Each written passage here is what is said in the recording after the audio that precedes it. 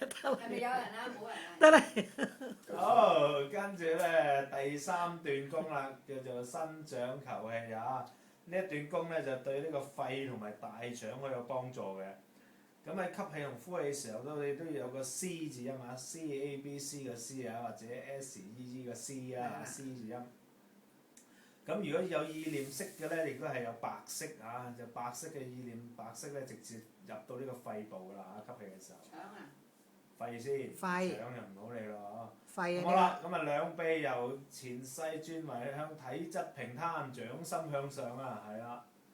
吸氣時咧就兩肩咧同埋臂咧用暗力咧就收緊，肩部就聳起，啊豎起膊頭咁樣啦嚇。呼氣時咧就放鬆所有肌肉，亦都發出個 C 字音啦。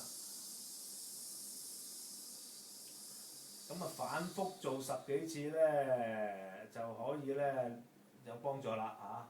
跟住兩手咧就慢慢握拳咧並吸氣，同時收至兩乳旁。呼氣時咧，左拳變臘掌向左推出，咁頭亦都可以向左望嘅。淨係頭唔可以伸。但係保持身體端正向前方，不能夠偏歪。啱。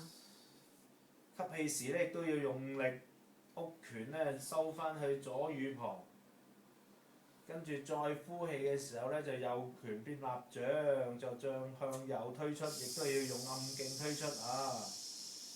發出 C 音，得啦。咁咧又練幾廿次之後咧，對你嘅頸部啊、大動脈啊、靜脈啊、頭部都好有幫助噶，對個肺都係噶。OK，得咪？得未啊？使唔使再刪啊？唔使，繼續啦。繼續噶啦，嚟㗎啦，我哋。刪。刪。刪咩啫？